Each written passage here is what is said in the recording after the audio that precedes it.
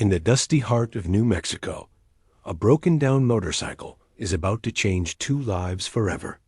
Miguel Alvarez runs a struggling repair shop, working 16-hour days just to keep the lights on and dream of sending his son back to college. At 53, he's made peace with loneliness, finding comfort in the honest work of fixing what others have given up on. Then, Elena Cortez rolls into his life on a vintage Indian Scout that's seen better days. She's 50, graceful, and claims to be retracing her father's old Route 66 journey. What Miguel doesn't know is that Elena isn't just another traveler passing through his small town. She's worth more money than he could imagine in 10 lifetimes. Yet she's searching for something no amount of wealth can buy. But when a woman has spent decades hiding who she really is, can love built on the foundation of secrets ever truly last? Before we jump back in, tell us where you're tuning in from. And if this story touches you, make sure you're subscribed, because tomorrow I've saved something extra special for you. The morning sun cast long shadows across the gravel lot of Alvarez Custom Motors, though custom had become more of a hopeful word than an accurate description these days. Miguel wiped his hands on a rag that had seen better decades and surveyed his domain 3 service bays, 2 of them empty, and a small office that doubled as a storage room for parts he couldn't afford to organize properly. The scent of motor oil and desert sage drifted through the open bay doors. Outside, the town of Esperanza stretched along what used to be a bustling stretch of Route 66, back when travelers still took the scenic route between Albuquerque and Flagstaff. Now most folks just blazed past on Interstate 40, leaving small towns like his to survive on the stubborn loyalty of locals and the occasional tourist with a broken-down classic. Miguel had built this place with his own hands 22 years ago, back when Maria was pregnant with Gabe and the future looked as bright as the New Mexico sky. He'd had dreams then, big ones, custom motorcycles that would put his shop on the map, maybe even attract some of those rich collectors from Santa Fe or Scottsdale. The kind of work that would let him create something beautiful instead of just fixing what was broken. Those dreams lived in a toolbox now, tucked beneath a small velvet ring case he couldn't bring himself to throw away. Maria's wedding ring had been in there for 3 years, ever since the cancer finally took her. Some mornings he'd catch himself reaching for it, as if touching that simple gold band might bring back the sound of her laugh echoing through the shop. "Mio, you're going to work yourself into the ground," she used to say, bringing him coffee in a thermos that somehow stayed hot all morning. "The motorcycles aren't going anywhere. Come inside and eat something." But the motorcycles were going somewhere now, to other shops in other towns, where the mechanics hadn't spent the last 3 years rebuilding their lives, one day at a time. The phone rang, cutting through his memories like a wrench through silence. Miguel glanced at the caller ID and felt his stomach tighten. Gabe was supposed to be in his dorm room at UNM, not calling at 8 in the morning. "Dad?" His son's voice carried that careful tone Miguel had learned to dread. The same tone Gabe had used when he'd broken his arm at 12, or when he'd needed to explain why his car wouldn't start sophomore year of high school. "What's wrong?" Miguel asked, setting down his coffee mug. "Nothing's wrong, exactly. It's just—" Gabe paused, and Miguel could picture him running his hand through his dark hair the way he'd done since he was little. "I got a letter from the bursar's office. They're saying if I don't pay the balance by Friday, they're going to drop me from my classes." Miguel's chest tightened. They'd had this conversation before, but hearing it never got easier. "How much?" $3,804. "The semester. I know it's a lot, but if I can just finish this year, I'll have my degree. Then I can get a real job, help out with the shop. Gabe." Miguel's voice was gentle but firm. "We've been through this. I don't have $3,800. The silence stretched between them like the desert highway outside Miguel's window. Finally, Gabe spoke again, his voice smaller. "What if I took a semester off? Worked somewhere Saved up? You're not dropping out. The words came out harder than Miguel intended. Your mother didn't work double shifts at the hospital, so you could quit 3 credits short of your degree. Dad, I'm not quitting. You're not taking a semester off either. Miguel pinched the bridge of his nose, feeling the familiar weight of being one man trying to do the work of 2 parents. Give me until Friday. I'll figure something out. After Gabe hung up, Miguel stood in the quiet shop and wondered what exactly he was going to figure out. The register held maybe $200. His checking account wasn't much better. He'd already borrowed against everything he could: the shop, the house, even his truck was collateral for a loan he was 3 months behind on. The sound of a motorcycle engine, sputtering and uncertain, drifted in from the road. Miguel looked up to see a classic Indian Scout puttering into his lot, its rider struggling to keep the bike upright as it wheezed to a stop near the first service bay. The rider pulled off a weathered leather helmet, revealing shoulder length, silver-streaked hair, and a face that belonged in one of those magazine ads for expensive skin cream, the kind that promised women in their 50s could look effortlessly beautiful, which this woman certainly did, despite the dust on her jeans, and the frustrated expression she wore as she kicked at the Scout's gear shift. "Excuse me," she called out, her voice carrying a slight accent Miguel couldn't quite place. "Are you open?" Miguel wiped his hands again and walked over, professional interest overriding his personal troubles. The Scout was a beauty, or had been, once upon a time. Probably a 1947 or 48 from the look of the tank design. Someone had restored it lovingly, though not recently. "Depends what you need," he said. "I'm Miguel Alvarez. Elena Cortez." She extended a hand that was softer than he'd expected, but gripped his with surprising strength. "And what I need is a miracle, or at least someone who knows these old Indians better than I pretend to." Miguel circled the bike, running his eyes over the engine, the chain, the obvious wear on the tires. "She's been good to you for a long time, hasn't she? This was my father's bike." Elena's voice softened. "He used to take it up and down road. 66 when I was little. Called it his freedom machine. I'm trying to retrace one of his old trips, but she's been acting up since Flagstaff." "What kind of acting up?" "Engine cuts out when I'm going uphill. Sometimes she won't start at all. This morning I had to push her half a mile before she'd turn over." Miguel nodded, mentally cataloging the likely culprits. Probably the carburetor, maybe fuel lines. Nothing too complicated, but on a bike this old, finding the right parts could take time. Time this woman probably didn't have if she was just passing through. "I can take a look," he said. "But I'll be honest with you, parts for a 47 Scout don't exactly grow on trees around here. Might take a few days to get what she needs."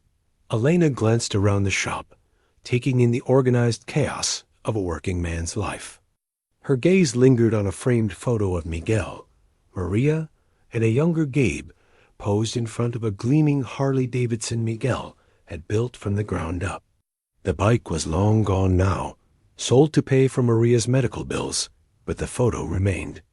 "A few days might be exactly what I need," she said finally. "I'm not in any particular hurry. Sometimes the best journeys are the ones that force you to slow down." There was something in her voice that suggested she was talking about more than just motorcycle trouble. Miguel had heard that tone before in his own voice. During the long months after Maria's diagnosis, when every conversation had carried the weight of unspoken words. "Well then," he said, "let's see what your father's freedom machine has to say about that." As Miguel began his preliminary examination of the Scout, Elena wandered around the shop with the careful attention of someone who appreciated good craftsmanship. She paused at his workbench, where he'd been rebuilding a Sportster engine for Mrs. Henderson's grandson. "You do beautiful work," she said, running her fingers along the clean lines of the polished cylinder head. "Used to do more of it." Miguel adjusted the Scout's kickstand and opened the toolkit he'd carried for 20 years.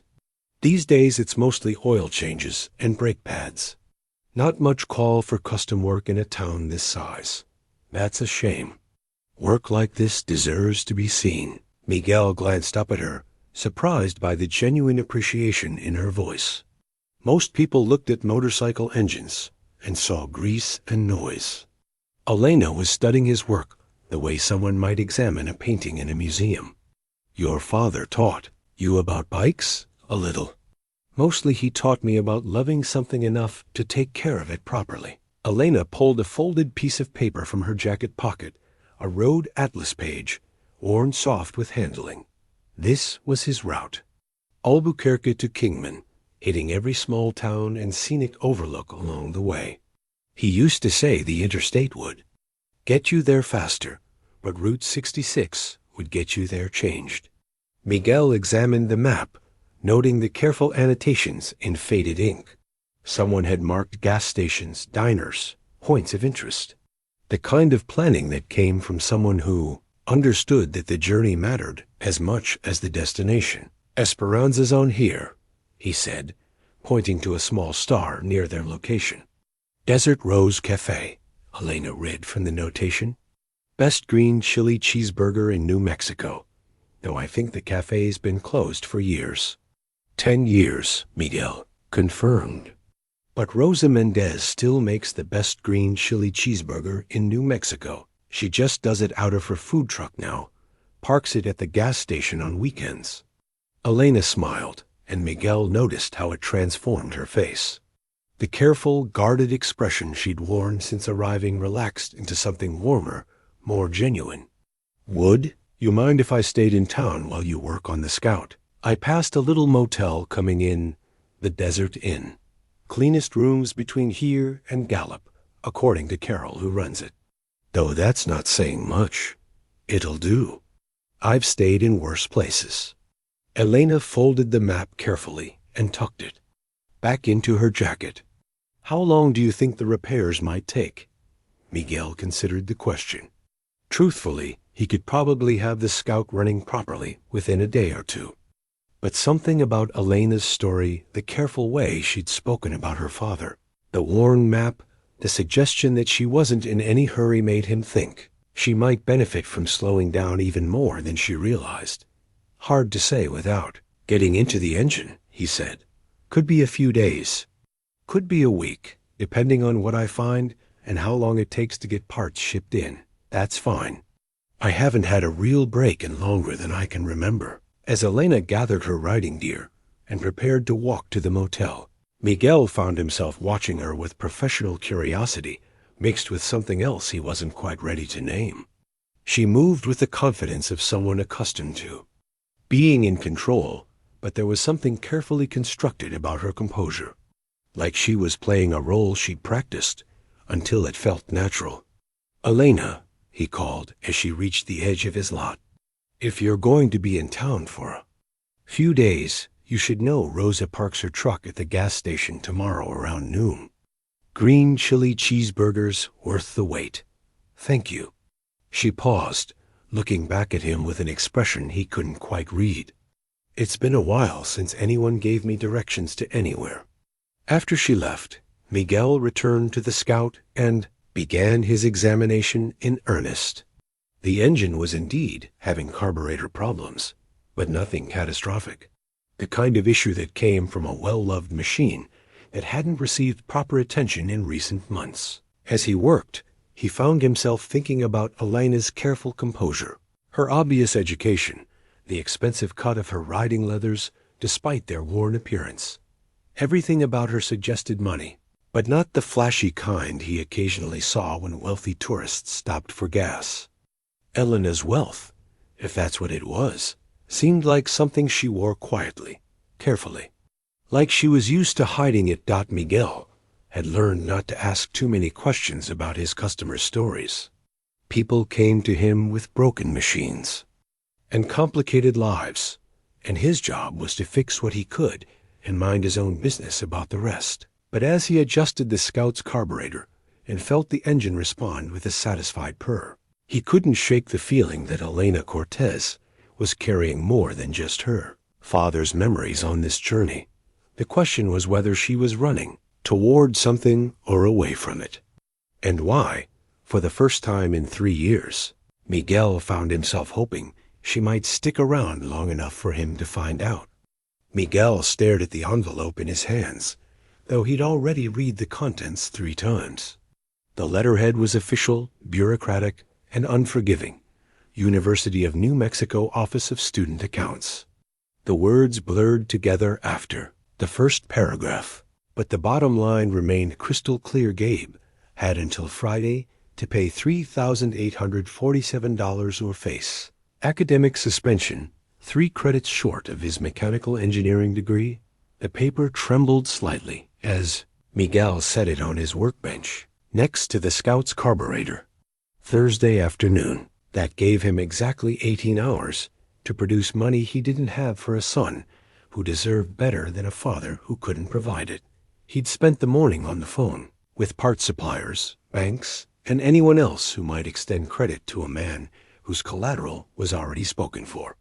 The Scout needed a fuel pump rebuild kit that would cost $47, money Miguel would normally spend without thinking twice. Now even that seemed like an impossible luxury. The bell above his shop door chimed, and Elena walked in carrying 2 coffee cups and a paper bag that smelled like Rose's famous sapapillas. She'd changed out of her riding leathers into a simple sundress that somehow made her look both more approachable and more elegant at the same time. Thought you might need some fuel, she said, setting the coffee on his workbench. Her eyes caught the letter before Miguel could fold it away. I'm sorry, I didn't mean to intrude. It's fine. Miguel's voice came out rougher than he intended. He folded the letter and slipped it into his shirt pocket, but the damage was done. Elena had seen enough. Your son? Miguel nodded, not trusting himself to explain without his voice breaking. 3 years of holding everything together, of being strong for Gabe while grieving Maria, of working 18-hour days to keep the shop afloat. It all sat in his throat like a stone. Elena was quiet for a long moment, studying his face with an intensity that made Miguel uncomfortable. Finally, she spoke. Mechanical engineering? How did you... The textbooks on your desk. Advanced materials and manufacturing processes. I noticed them yesterday. Elena sipped her coffee, her expression thoughtful. Smart kid. Gets it from his mother. Maria was the smart one in the family. Miguel managed a small smile. Abe's been maintaining a 3.7 GPA while working part-time at a campus bike shop. Kid hasn't taken a real break since high school. And he's 3 credits short of graduating. Miguel pulled the letter back out, needing to look at the numbers again, as if they might have changed. 1 semester. That's all he needs. But the university doesn't care about potential, or work ethic, or the fact that his mother worked herself into the ground to save for his education. They just want their money. Elena set down her coffee cup with the deliberate care of someone making a decision. How much? Elena. How much, Miguel? He looked at her then, really looked, and saw something in her expression that reminded him of Maria in her most determined moments. The kind of look that said arguing would be pointless. $3,847, he said. Quietly. Elena nodded, as if he'd quoted her the price of a cup of coffee. I can. No. The word came out harder than Miguel intended. Absolutely not. Miguel, listen. No, you listen. Miguel stood up, suddenly needing to move, to do something with the frustration and shame burning in his chest. I don't take charity. I've never taken charity. Not when Maria was sick, not when the shop was failing, not now. It wouldn't be charity. Elena's voice remained calm, reasonable. It would be a loan. You could pay me back when what? When the shop starts making money again? When I win the lottery? Miguel laughed, but there was no humor in it. Elena, I appreciate the offer. I really do. But I can't pay you back. Not next month, not next year. Maybe not ever. Elena stood as well, moving closer until she was near enough that Miguel could smell her perfume. Something light and expensive that reminded him of the fancy department stores in Albuquerque Maria used to window shop in when they were first married. What if it wasn't a loan? She said quietly. What? What if I hired you to do some work? Restoration project, maybe. Something that would pay enough to cover Gabe's tuition. Miguel stared at her. Elena, I appreciate what you're trying to do, but I've seen your bike. It's a $47 repair, not a $4,000 restoration. I have other bikes. Where? Elena hesitated, and in that pause, Miguel caught a glimpse of something she was trying to hide. Storage. In Albuquerque. Inherited them from my father along with the Scout. I've been meaning to get them restored. I just haven't found the right person for the job. It was a lie. Miguel could hear it in the way her voice went carefully neutral, see it in the way she wouldn't quite meet his eyes. But it was a kind lie, the sort meant to preserve dignity rather than deceive. The kind Maria might have told if their situations were reversed. Elena. Miguel's voice was gentle now. Who are you? She looked up at him then, and for a moment her careful composure cracked. Miguel saw exhaustion there, and loneliness, and something that looked almost like fear. I'm someone who knows what it's like to lose a parent, she said finally. And someone who thinks your son deserves to finish his degree. They stood there in the afternoon light, streaming through the shop windows, the Scout's engine cooling with small metallic sounds between them. Miguel felt the weight of pride, warring with love for his son, the familiar battle between wanting to provide everything and accepting that sometimes everything wasn't enough. If I let you help, he said carefully, it has to be legitimate work. Real restoration projects, fair market value. I won't take your money any other way. Elena's smile was radiant. I wouldn't have it any other way. And I want to meet these bikes first, see what I'd be getting into. Of course. And it's a loan, not a gift, even if it takes me 20 years to pay back. Miguel. Elena reached out and touched his arm, her fingers warm against his skin. Your son is going to be an engineer. Do you know how proud Maria would be?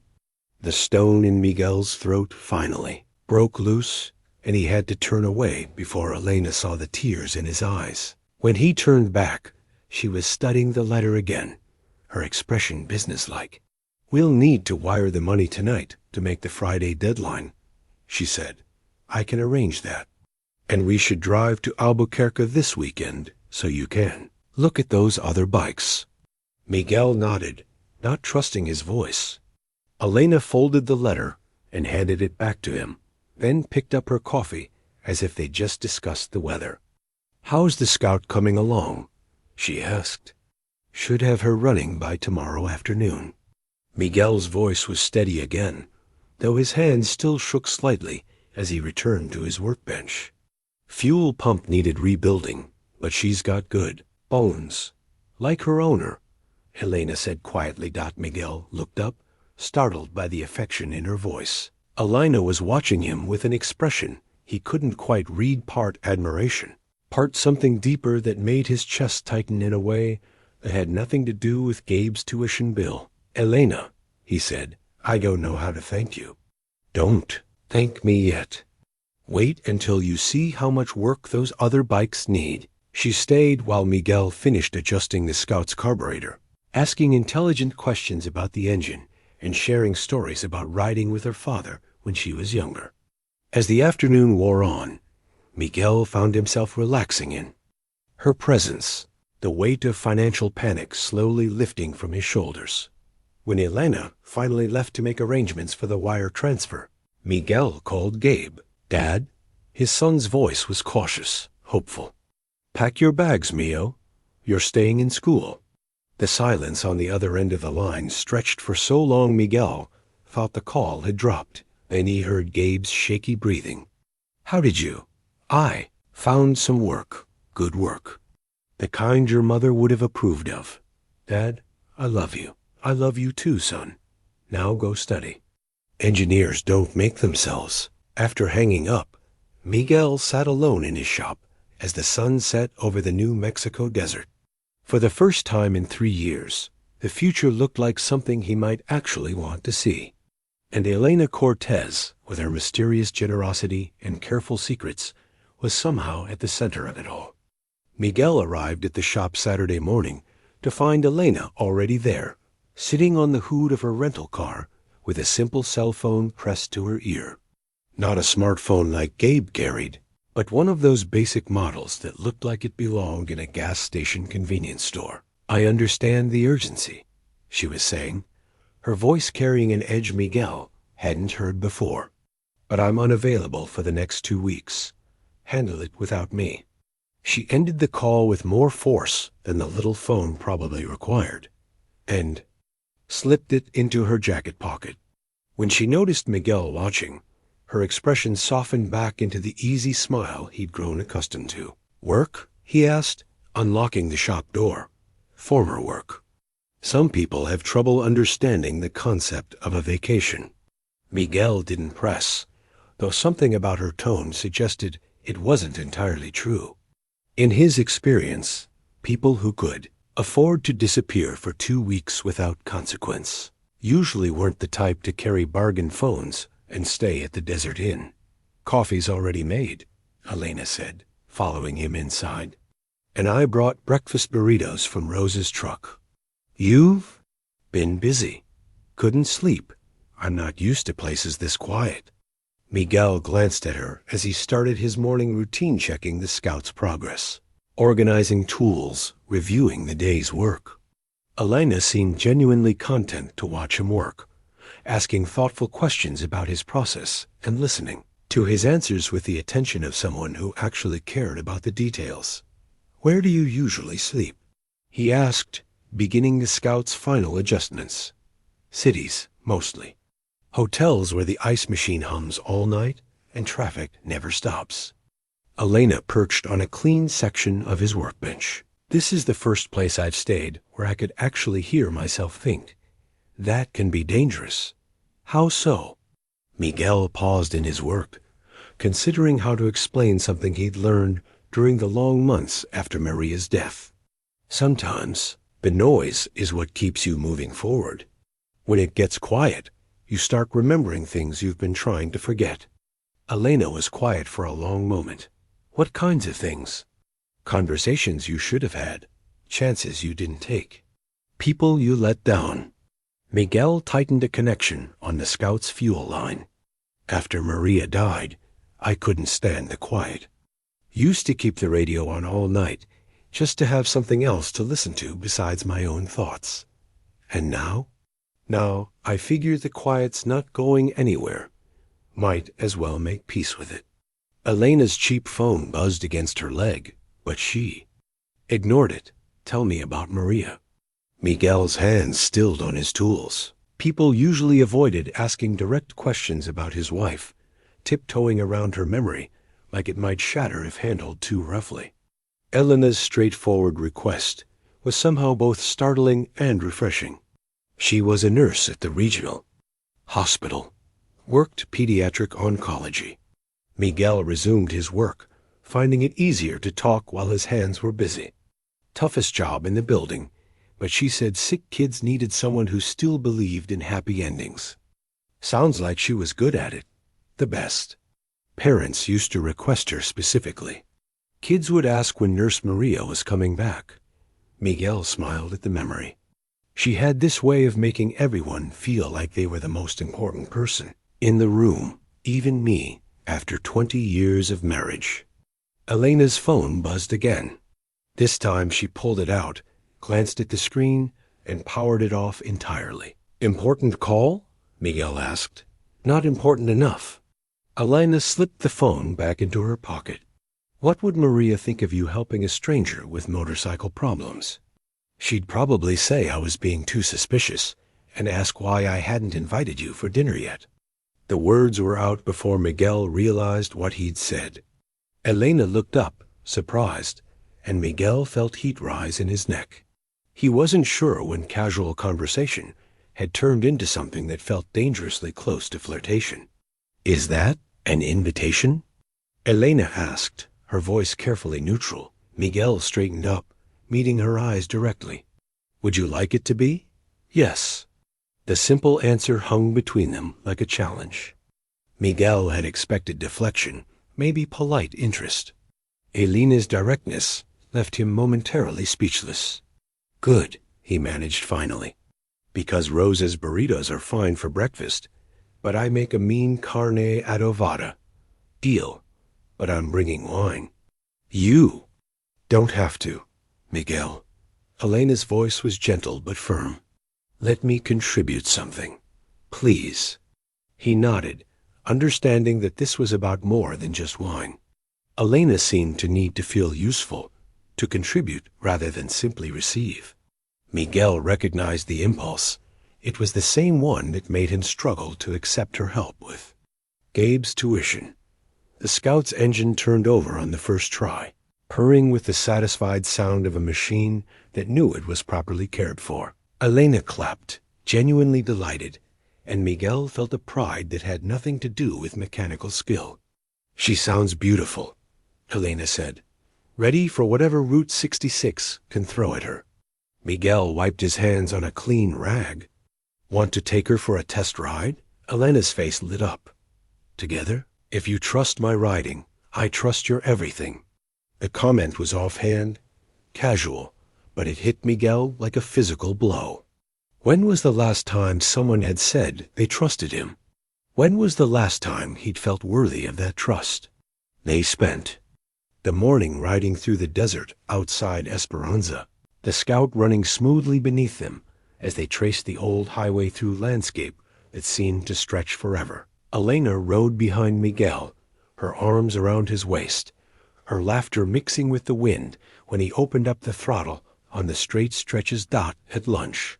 They stopped at a scenic overlook where Elena spread out her father's Route 66 map on a Guns picnic table weathered by decades of desert sun. She traced their route with her finger, pointing out stops her father had marked for future visits. He never made it back to most of these places, she said, her voice wistful. Always said he'd have time later when work slowed down. What kind of work did he do? Elena hesitated. The same pause Miguel had noticed whenever conversation turned to personal details, business, import-export stuff. Kept him traveling most of the time. Another careful non-answer. Miguel was beginning to recognize Elena's pattern truth mixed with evasion, details that revealed nothing important. But rather than press, he found himself accepting her privacy the way he might accept a skittish animal's need for distance. Is that why you're making this trip now? Because he ran out of time? Partly. Elena refolded the map with practiced care. And partly because I'm tired of putting off everything that matters until later. That evening, Elena arrived at Miguel's house carrying a bottle of wine that probably cost more than most people spent on groceries in a week. She'd changed into dark jeans and a soft green blouse that brought out the silver in her hair, and Miguel suddenly felt underdressed in his work shirt and clean live eyes. His house was small, built in the same no-nonsense style as his shop, functional, comfortable, but hardly elegant. Elena examined everything with the same careful attention she'd given his workbench, pausing at family photos and asking questions about Gabe's childhood. Maria's garden, the motorcycle magazines stacked beside Miguel's reading chair.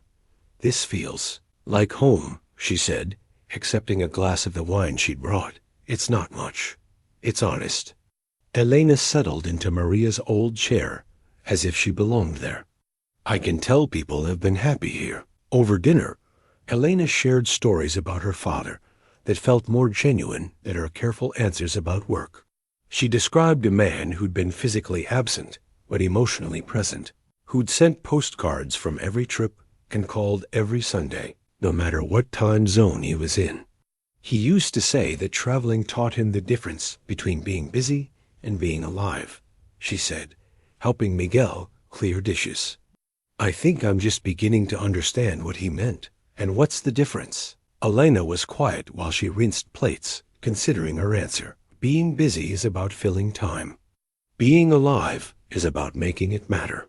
That night, after Elena returned to her motel, Miguel sat on his porch listening to the desert silence and thinking about the woman who'd quietly upended his carefully controlled world.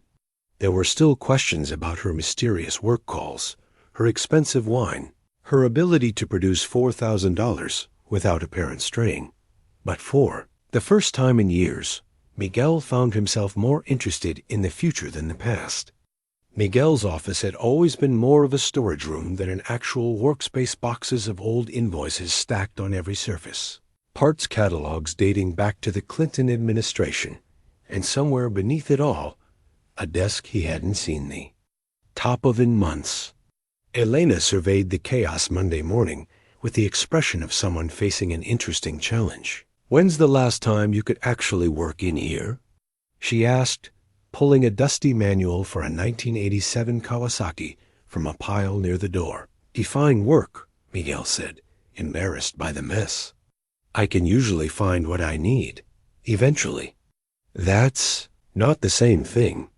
Elena rolled up her sleeves with the determination of someone who'd made a decision. "Mind if I help organize?" Miguel wanted to protest. The disaster was his responsibility, his failure to keep up with the administrative side of running a business. But Elena had already started sorting papers into logical piles, and her efficiency was both impressive and slightly intimidating. They worked together through the morning, Elena asking practical questions about his filing system, non-existent, and customer database, a shoebox full of receipts. Gradually, a functional office emerged from the chaos. More importantly, Miguel found himself really talking for the first time in years. Maria used to handle all this, he admitted, watching Elena create order from a pile of warranty cards. She had a system for everything. Color-coded files, appointment books, even a separate calendar just for parts orders. "Show me," Elena said gently. Miguel pulled open the bottom drawer of his desk, revealing a stack of photo albums he'd avoided touching since Maria's death. Elena waited patiently while he found the courage to open the top one. The first page showed Maria at her nursing station, laughing at something a coworker had said. She wore the colorful scrubs she favored. Today's were covered in cartoon dinosaurs, and her dark hair was pulled back in the practical ponytail she'd worn to work every day for 15 years. She was beautiful, Elena said, and there was no jealousy in her voice, only genuine appreciation.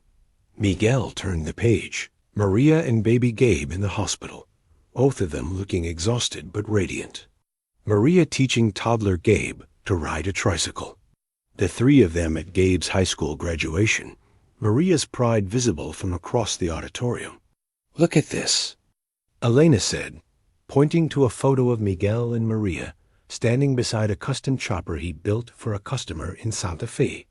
"You both look so happy." That was right, before she got sick. Miguel's voice was steady, but Elena noticed how his fingers trembled slightly as he turned the page. "We were planning to expand the shop, maybe hire an apprentice.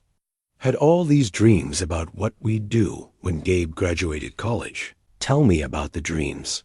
So Miguel did.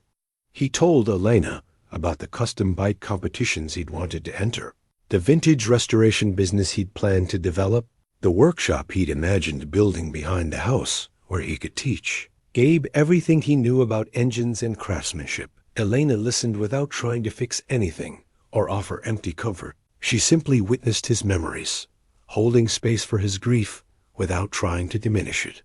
When Miguel's voice finally broke, talking about the morning, Maria hadn't been strong enough to come to the shop. Elena handed him a tissue and continued, organizing invoices as if tears were perfectly normal and nothing to be ashamed of. "She would have liked you," Miguel said eventually. "How can you be sure?" Miguel considered the question, looking around the newly organized office. "Because you see what needs doing and you do it. Because you don't try to fix everything at once. And because you make me remember who I used to be before I got so tired." Elena's hands stilled on the paper she was sorting. Who were you before? Someone who believed in second chances. Someone who thought the future was worth planning for. Miguel closed the photo album gently. Someone who wasn't afraid to hope for things. And now? Now, I'm starting to remember what hope feels like. Elena's cheap phone buzzed insistently. From her jacket pocket. She glanced at it, frowned, and powered it off again without answering. You sure that's not important? Miguel asked. I'm sure. Elena's voice carried a finality that discouraged further questions. Some people think everything is urgent. I've learned the difference between urgent and important. They broke for lunch. Walking to Rose's food truck and eating green chili cheeseburgers while sitting on a bench outside the old Texaco station. The afternoon heat shimmered off the asphalt, and the few tourists who passed through town moved slowly, already wilted by the desert sun. Tell me about growing up here, Elena said, watching a family from Ohio struggle to change a tire on their overloaded minivan. Not much to tell. Small town, everybody knows everybody. Nothing ever changes. Miguel watched the family too, automatically assessing their problem. The father was using the wrong jack point, and the spare looked soft. I couldn't wait to leave when I was 18. But you came back. Maria got a job at the hospital right out of nursing school. I followed her. Miguel smiled at the memory. Told myself it was temporary, just until we saved enough money to move somewhere more exciting. What changed your mind? Gabe was born here. Maria's parents lived here. After a while, temporary started feeling like home. Miguel stood up, unable to watch the struggling family any longer. Excuse me for a minute. Elena watched him approach the tourists, his body language shifting into the confident competence she'd observed when he worked on motorcycles. Within minutes, he had their tire changed and was checking their spare pressure with a gauge from his pocket. The family tried to pay him, but Miguel waved them off, accepting only their thanks and a promise to drive safely. You're a good man, Miguel Alvarez, Elena said when he returned to the bench. Just can't stand watching people struggle with something I can fix. That's what makes you good. That evening, Elena helped Miguel prepare dinner again, this time at her insistence. She moved around his kitchen with surprising efficiency, chopping vegetables while he seasoned the pork for carnitas. They worked together with an easy rhythm. It felt both new and familiar, as if they'd been cooking together for years instead of days. Can I ask you something? Miguel said, adjusting the heat under the Dutch oven. Of course. Why are you really here? Elena's knife paused mid-chop. What do you mean? I mean, you could have had your bike fixed in Albuquerque or Flagstaff. Better shops, faster service. But you came to a place most people have never heard of, to a mechanic who operates out of what's basically a garage. Miguel turned to face her. And now you're staying longer than any repair could possibly take. So I'm wondering why here? Why me? Elena set down her knife and leaned against the counter, studying his face. For a moment, Miguel thought she was going to deflect again, offer another carefully vague answer. Instead, she surprised him with something that sounded like complete honesty. Because when I walked into your shop, you looked at me like I was just a person with a broken motorcycle, not a project to be managed, or a problem to be solved, or an opportunity to be exploited, just someone who needed help. Elena's voice was quiet, but steady. Do you know how rare that is? Elena, I know you have questions about me. I know some of my answers don't quite add up, but I need you to trust that I'm not trying to hurt you or take advantage of you. She paused, searching for words. I'm just trying to remember what it feels like to be seen as myself instead of as what I represent. Miguel moved closer, close enough to see the vulnerability she was trying to hide behind her careful composure. What do you represent? Too much. For too many people. Elena's smile was sad but genuine. But not for you. With you, I get to just be Elena. Miguel reached up and tucked a strand of silver hair behind her ear, his calloused fingers gentle against her skin. I like Elena, even with all the secrets. Everyone has secrets. The question is whether they're the kind that hurt people or the kind that protect them. Elena leaned into his touch, her eyes closing briefly. When she opened them again, Miguel saw something that looked like relief. Thank you, she whispered. For what? For letting me be here, for not pushing, for making me remember that some good things are worth the risk. Miguel kissed her then, soft and careful, tasting the salt of tears she hadn't realized she'd shed. Elena kissed him back with a hunger that spoke of loneliness and hope in equal measure, her arms circling his neck as if she was afraid he might disappear. When they finally broke apart, the carnitas were perfect, and the sun was setting through Miguel's kitchen window, painting everything golden. Elena smiled up at him, her careful mask finally gone, and Miguel thought that maybe, just maybe, the future might hold more second chances than he dared to imagine. The third week of Elena's stay fell into a rhythm that felt dangerously close to domestic bliss. She arrived at the shop each morning with coffee and conversation, spent her days reading in the office while Miguel worked, and her evenings cooking dinner with him in his small kitchen. To anyone watching, they looked like a couple who'd been together for years, rather than strangers who'd met by accident. That Miguel tried not to think too hard about how natural it all felt. He'd learned to live with loneliness after Maria's death, had made peace with the idea that some parts of his life were finished forever. Elena's presence was disrupting that carefully constructed acceptance in ways that were both thrilling and terrifying. You know people are talking, his neighbor Frank mentioned Wednesday morning, leaning against the fence that separated their properties while Miguel checked his mailbox. People always talk, Frank. It's the local entertainment. Mrs. Henderson says that motorcycle of hers is worth more than most people's houses. Frank pulled his baseball cap lower against the morning sun. Says bikes like that don't just show up in places like Esperanza unless someone's running from something. Miguel felt his jaw tighten. Frank was a good neighbor and a decent man, but he'd never quite understood the concept of minding his own business. Maybe she just likes small towns. Maybe. Or maybe she's one of those rich ladies who gets her kicks slumming it with working men. Wouldn't be the first time. Frank. Miguel's voice carried a warning that made his neighbor step back slightly. Elena's a friend, a good friend, and I'd appreciate it if people remembered that friends deserve respect, regardless of what they ride or where they come from. Frank raised his hands in surrender. Just looking out for you, Miguel. You've been through enough without getting mixed up with someone who might be playing games. After Frank left, Miguel found himself studying Elena with new eyes when she arrived at the shop. Her clothes were simple but well made, her jewelry understated but clearly expensive. The designer sunglasses she'd forgotten on his workbench the day before probably cost more than he made in a week. Everything okay? Elena asked, noticing his scrutiny. People are curious about you. What kinds of curious?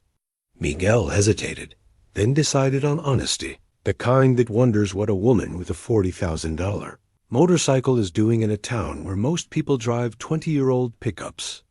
Elena's face went carefully neutral, a mask Miguel had learned to recognize sliding back into place. Does it matter? To them? Probably. To me? Miguel considered the question while he organized his tools.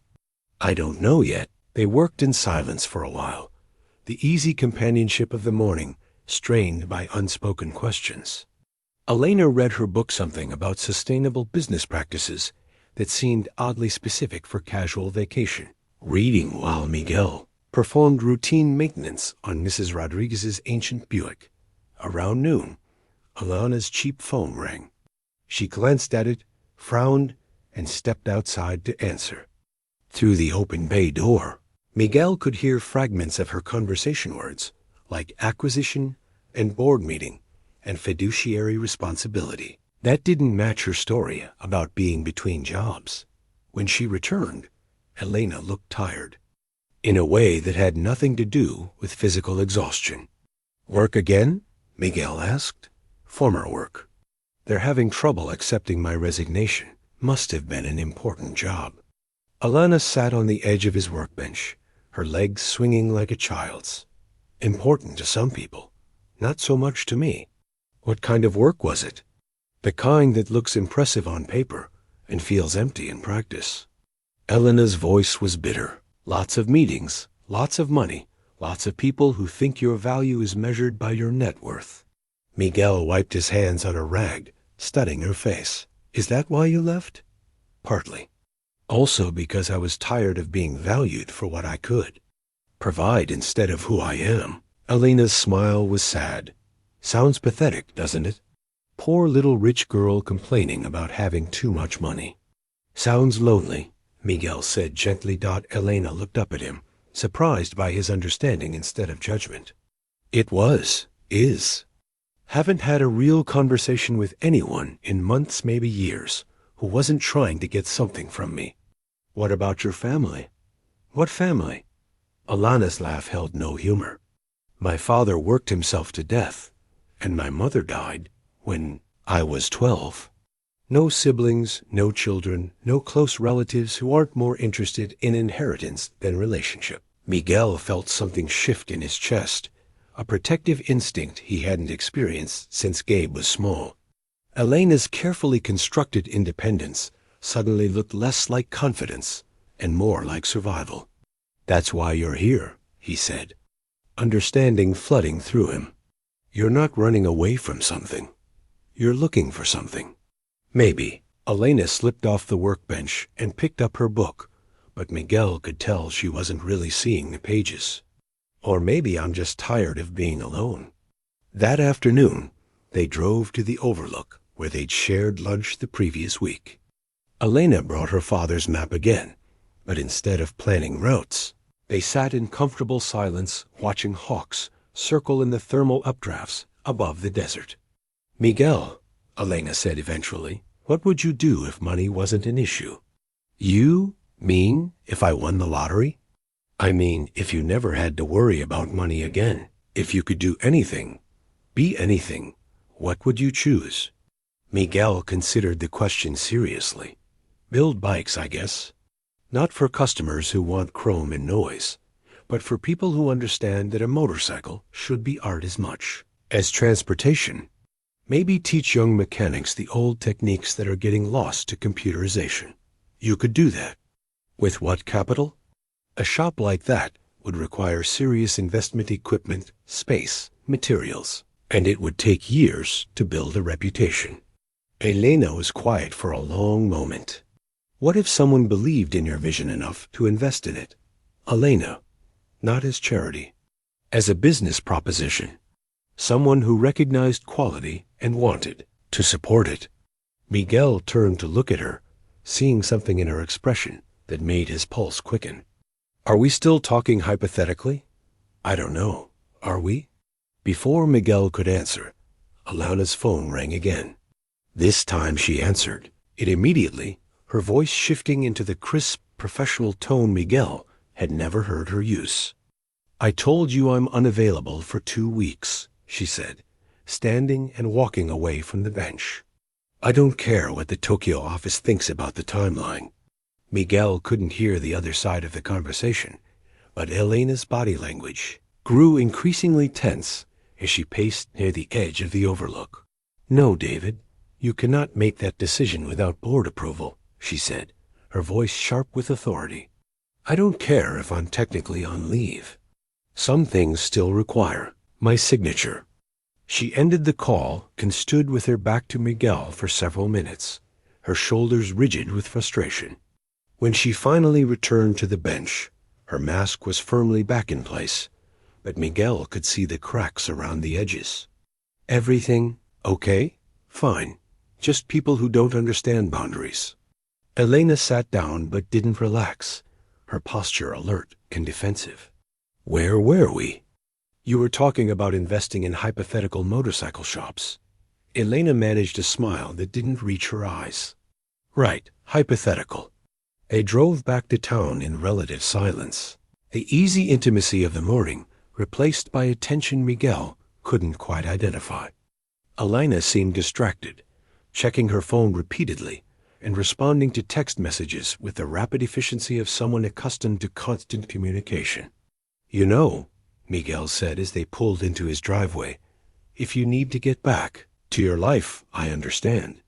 The scout's running perfectly now." Elena looked at him sharply. "Is that what you want?" "What I want and what makes sense aren't always the same thing, Miguel." Elena reached across the truck's bench seat and took his hand. "I don't want to leave, but I also don't want to keep lying to you." "Then don't. It's not that simple." "It never is." Miguel squeezed her fingers gently. "But maybe we could start with something small, something true." Elena was quiet for a long moment, staring at their joined hands. "My father didn't just own a few motorcycles. He owned hotels, dozens of them, all over the world." "Hotels?" "Cortez International. Maybe you've heard of them." Miguel had heard of them. Everyone had heard of them, luxury properties that catered to people who considered money no object. He looked at Elena with new understanding, pieces of her puzzle clicking into place. "That would make you very wealthy." "Yes, and very visible, which is why I've been trying to stay off the radar." Miguel released her hand and leaned back against his truck seat, processing this revelation. "How wealthy?" "Wealthy enough that people write articles about what I eat for breakfast. Wealthy enough that I can't go anywhere without security usually following behind. Wealthy enough that everyone I meet wants something from me. Except me. Except you." Elena's smile was genuine this time. "You wanted $47 for a carburetor repair and got angry when I tried to overpay." Miguel laughed despite himself. "Christ, Elena, you could buy this entire town." "Probably. But I'd rather just live in it for a while, if you'll let me." They sat in his driveway as the sun set behind the mountains, two people from completely different worlds trying to figure out if the space between them could be bridged. Miguel thought about Frank's warnings, about the impossibility of their situation, about all the reasons why this could never work. Then he thought about Elena's laughter over dinner, her patience with his grief, her genuine interest in his dreams. He thought about how she'd saved Gabe's future without expecting anything in return, and how she'd organized his chaotic office with the same care she might give to a priceless artifact. "Elena," he said finally, "I don't care how much money you have, but I need to know, is this real for you? Or am I just an interesting diversion from your regular life?" Elena turned to face him fully, her expression serious. "Miguel, this is the most real I've felt in years. Everything else, the business, the publicity, the constant demands, that's the diversion. This, what we have here, this is what I want my real life to look like." Miguel studied her face in the fading light, looking for any sign of deception or calculation. All he saw was vulnerability and hope, and maybe just a hint of fear that he might walk away now that he knew the truth. "Okay," he said simply. "Okay, we'll figure it out. Whatever it takes."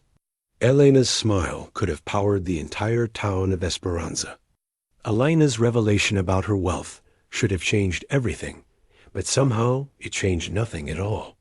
They still shared coffee each morning, still worked side by side in comfortable silence, still talked late into the evening about dreams and memories and the peculiar alchemy that transforms two separate lives into something shared. The only difference was that Elena stopped hiding her phone calls, taking them openly while Miguel worked. He learned to recognize the rhythm of her business voice clipped, authoritative, and completely at odds with the gentlewoman who helped him reorganize his parts inventory and listened patiently to his stories about Gabe's childhood. "The Singapore property needs a complete renovation," she said into her phone Thursday morning, reviewing what looked like architectural plans on her laptop. "I don't care what the contractors say about the timeline. If they can't deliver quality work in 6 months, find contractors who can. Miguel glanced up from the Harley engine he was rebuilding, still startled by the transformation. This Elena commanded global empires and made decisions that affected thousands of employees. But when she hung up and caught him watching, she smiled, with the same shy warmth that had first caught his attention. "How do you do that?" he asked. "Do what?" "Switch between being a CEO and being—" Miguel searched for the right word. "Being you. Practice mostly. 20 years of keeping different parts of myself in separate boxes." Elena closed her laptop and moved to his workbench, studying his progress on the engine. Though lately, the boxes have been getting harder to maintain. Is that good or bad? I'm not sure yet. Elena's phone buzzed with a text message. She glanced at it, and her expression darkened. "Problem?" Miguel asked. "My assistant. Apparently there's been another leak to the press about my mysterious disappearance. Someone photographed me at the grocery store in Gallup yesterday." Miguel felt his stomach drop. "What does that mean?" "It means David needs to do a better job controlling information. And it means we probably don't have much more time before someone figures out where I am." "How much time?" Elena was already dialing her phone. "David, it's me." "How bad is it?" She listened for a moment, her face growing increasingly grim. "I see. And you're sure about the source?" Another pause. "Fine. Handle it. But buy me 48 hours. I don't care what it costs." After she hung up, Elena sat heavily on Miguel's work stool, suddenly looking every one of her 50 years. "Elena? Someone in my security detail sold information about my location to a freelance photographer. There's going to be a story in tomorrow's business section about the hermit heiress and her romantic getaway in small-town New Mexico." Miguel felt the ground shift beneath his feet. "They know about me? They know about a local mechanic I've been spending time with. They don't have your name yet, but—" Elena's voice was hollow. "Miguel, I'm so sorry. I never wanted this to touch your life. What happens now?" "Now I have a choice. I can leave immediately and hope the story dies for lack of follow-up material. Or I can stay and deal with whatever comes next." Miguel set down his tools, his hands not quite steady. "What do you want to do?" "I want to stay. But wanting something and being able to have it aren't the same thing." Elena looked around the shop at his organized workbench, his collection of vintage parts, the photo of him and Maria and Gabe that sat beside his coffee cup. "This place, this life you've built, beautiful because it's private, because it's real. I can't ask you to give that up." "What if I want to give it up?" Elena stared at him. "Miguel, what if I'm tired of being invisible? What if I want to be with someone who's worth fighting for, even if it means fighting in public?" "You don't understand what you're saying?" "These people, they'll dig into every aspect of your life. They'll interview your neighbors, your customers, anyone who's ever known you. They'll find out about Maria's medical bills, about Gabe's college loans, about every mistake you've ever made. And they'll print it all because it makes good copy." Miguel was quiet for a long moment, considering the magnitude of what Elena was describing. Then he surprised himself by laughing. "What's funny?" Elena asked. "I've been worried about people finding out I can't afford my son's tuition. Meanwhile, you've been worried about people finding out you could afford everyone's tuition." Miguel wiped his hands on a clean rag and moved closer to Elena's stool. "Maybe it's time we both stop being ashamed of who we are." "Miguel, you don't know what you're asking for." "I'm not asking for anything. I'm offering something." Miguel cupped Elena's face in his hands, his thumb tracing the line of her cheekbone. "I'm offering to stand next to you, whatever comes next, if you want me there." Elena's eyes filled with tears she'd been holding back for days. "What about your privacy? Your quiet life?" "My quiet life was just another word for lonely. And privacy's overrated if it means keeping secrets from people I care about. Elena's phone rang again. This time she answered it without stepping away from Miguel. What is it, David? She listened for a moment, then sighed. No, don't issue a denial. Issue a statement instead. She looked at Miguel, seeking permission. He nodded. Say that Elena Cortez is taking a well-deserved personal leave to spend time with friends in New Mexico, and that her private life remains private. Period. After she hung up, Miguel kissed her forehead gently. Friends? He asked, for now. Until I'm sure you know what you're getting into. Elena, I'm 53 years old. I've buried a wife, raised a son, and kept a business alive through recession and personal catastrophe. I think I can handle dating a hotel heiress. Elena laughed through her tears. Dating? Well, we'll have to work up to it. Start with hand-holding, maybe progress to dinner and a movie. Miguel Alvarez, are you asking? Me out on a proper date? I'm asking if you'd like to have dinner somewhere other than my kitchen. Somewhere with tablecloths and wine lists and other people who might see us together. Are you sure? Miguel thought about Frank's warnings, about the photographer in Gallup, about the story that would run tomorrow morning. He thought about the comfortable isolation he'd built around himself since Maria's death, and how Elena's presence had made him remember what it felt like to want more than just survival. I'm sure, he said. Besides, Rose has been asking when I'm going to bring my lady friend by for a proper introduction. Might as well give the town something to really talk about. Elena's smile was radiant. In that case, Miguel Alvarez, I would love to have dinner with you. Somewhere with tablecloths. It's a date, Miguel said, and meant it. Miguel discovered the magazine by accident, picking up lunch orders at Rose's food truck Friday afternoon, while Elena handled business calls at the shop. The Forbes cover caught his eye from the magazine rack beside the cash register, a striking photo of a woman in an expensive business suit, her silver hair styled perfectly, her smile confident and corporate. The woman was Elena. Hospitality Heiress of the Year, read the headline. Elena Cortez's billion-dollar empire continues unprecedented growth. Miguel stared at the cover, his brain struggling to reconcile the polished executive in the photograph with the woman, who'd spent the morning helping him organize invoices while wearing his old UNM t-shirt. The Elena on the magazine cover looked like she could buy and sell small countries. The Elena back at his shop had laughed herself breathless when she'd gotten grease on her designer jeans. Miguel? Rose's voice seemed to come from very far away. You okay, Mio? Yeah, Miguel's voice cracked. Can I buy this? Rosa glanced at the magazine and her expression grew concerned. That's not your usual reading material. No, it's not. Miguel paid for the magazine and the lunch orders, then sat in his truck in Rosa's parking lot and read the article. Every word felt like a physical blow. Elena Cortez wasn't just wealthy. She was worth $3.2 billion. She didn't just own hotels.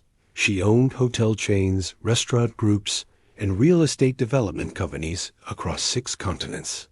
The article detailed her Midas touch with acquisitions, her reputation for ruthless efficiency in business negotiations, and her notorious reclusiveness when it came to personal relationships. Sources close to the Cortez organization describe her as brilliant but demanding. Read one paragraph. She's known for her ability to identify underperforming assets and transform them into profitable ventures through strategic investment and operational restructuring. Underperforming assets. Strategic investment. Miguel felt sick. The article mentioned her current sabbatical, speculating about potential health issues or business difficulties. There was a sidebar about her father's death 3 years earlier, and how Elena had transformed his moderately successful hotel business into a global empire. Another sidebar detailed her philanthropic efforts anonymous. Donations to education and small business development programs .anonymous donations. Miguel thought about Gabe's tuition payment, about Elena's mysterious ability to produce $4,000 without apparent strain. He thought about her questions regarding his dreams, her talk of hypothetical investors who might believe in his vision. She'd been studying him, evaluating him like a business proposition. The lunch orders sat forgotten in the passenger seat as Miguel drove back to the shop, the magazine clutched in his white-knuckled grip. Elena was still on her phone when he walked in, pacing near his workbench while discussing quarterly projections and market penetration strategies. "I'll call you back," she said when she saw his face. "Something's come up." Miguel set the magazine on his workbench without a word. Elena looked down at her own image staring back at her, and her face went pale. "Miguel, billion-dollar empire." His voice was deadly quiet. Unprecedented growth. Strategic investment in underperforming assets. "It's not what you think." "Isn't it?" Miguel stepped closer, his anger building with each word. "Tell me, Elena, or should I call you Miss Cortez? When exactly were you planning to mention that you could buy my entire town with pocket change?" "I told you I had money." "You told me you had money. You didn't tell me you had more money than some countries." Miguel picked up the magazine and read directly from it. Known for her ability to identify underperforming assets and transform them into profitable ventures. "Is that what I am? An underperforming asset?" Elena's composure cracked. "Miguel, please, let me explain." "Explain what?" "How you've been playing dress up in my world while planning to what? Buy my shop? Transform it into a profitable venture?" Miguel's voice rose. With each word, "Was any of it real, Elena? Or was I just another business opportunity?" "Everything was real." Elena's eyes filled with tears, but Miguel was too angry to care. Every conversation, every moment, every feeling, it was all real. But not honest. No, not honest. Miguel laughed bitterly. Jesus Christ. $3.2 billion. Do you know what I could do with that kind of money? Do you know how many problems that would solve? Yes, I know exactly what you could do with that money. That's why I didn't tell you. Because you thought I'd use you for it. Because everyone uses me for it. Elena's voice broke. Everyone, Miguel. Every relationship, every friendship, every conversation eventually comes down to what I can provide. How much I can give, what I can fix. So instead you decided to lie. I decided to see if someone could care about me without knowing what I was worth. Miguel stared at her, seeing clearly for the first time since she'd walked into his life. The expensive clothes she'd tried to downplay. The ease with which she'd produced Gabe's tuition money. The phone calls about acquisitions and board meetings. The way she'd talked about her father's business, as if import-export was too mundane to discuss in detail. "How many other shops have you invested in?" he asked quietly. "What?" "This isn't your first time playing savior to struggling mechanics, is it? How many other sob stories have you funded while pretending to be just another customer?" Elena recoiled as if he'd slapped her. "It's not like that." "Then what is it like? Are you collecting us?" "Building a portfolio of rescued small business. Owners who'll be grateful enough to keep you entertained." "Miguel, stop. No, I want to understand. Is this how you get your kicks? Playing normal person while slumming it with the working class? Does it make you feel good about yourself to throw money at problems and watch people dance for your entertainment? That's enough." Elena's voice carried an authority Miguel had never heard before, the voice of a woman accustomed to being obeyed. "You're being cruel. I'm being honest. Something you apparently don't know how to do." Elena wiped her eyes with the back of her hand, her careful composure completely shattered. "You're right. I lied to you. I lied because I was tired of being seen as a walking bank account instead of a person. I lied because I wanted someone to care about Elena instead of what Elena could provide. And instead, you made me into a charity case. I made you into a friend. Someone I cared about. Alana's voice broke completely. Someone I love. The words hung in the air between them like an accusation. Miguel felt his anger falter for a moment, then surge back stronger than before. Love? He laughed harshly. You don't love me, Elena. You love the idea of me. The quaint small-town mechanic who makes you feel like a regular person. But what happens when the novelty wears off? When you get bored playing dress-up in my world? It's not playing dress-up, isn't it? When was the last time you went more than a day without checking on your business empire? When was the last time you chose this life over that one? Elena had no answer for that. Miguel walked to his workbench and picked up the photo of him and Maria and Gabe, studying it as if seeing it for the first time. You know what the worst part is? I actually believed you cared about me, about this place. I thought maybe, for the first time since Maria died, I'd found someone who saw something worth loving in my life. I do see something worth loving. No. You see something worth fixing. Something you can improve with your money and connections and strategic investments. Miguel set the photo down carefully. But I don't want to be your project, Elena. I don't want to be saved. Miguel, I want you to leave. Elena stood frozen for a long moment, tears streaming down her face. Please don't do this. Let me explain. There's nothing to explain. You're Elena Cortez, hospitality heiress worth $3.2 billion. I'm Miguel Alvarez, small-town mechanic who can't afford his son's college tuition. We were never going to work. That's not true. It's the only truth that matters. Miguel turned away from her, unable to bear the pain in her eyes. Please go, Elena. Just go. Elena gathered her things in silence, her movements mechanical and defeated. At the door, she turned back one last time. Miguel, I need you to know everything I felt for you was real. Everything. Miguel didn't respond. He couldn't. After she left, he sat alone in his shop, surrounded by the comfortable familiarity of his tools and his work and his carefully controlled life. The magazine lay open on his workbench, Elena's corporate smile mocking him from the glossy pages. The first time in 3 years, Miguel Alvarez felt like the loneliest man in New Mexico. Elena returned to her corporate headquarters in Denver, like a ghost haunting her former life. The 52nd floor executive suite felt like a museum of someone else's ambitions, polished marble, floor-to-ceiling windows, and a conference table that could seat 24 people for meetings she no longer cared about attending. Elena, thank God you're back. David Restrepo, her chief operating officer, greeted her with obvious relief.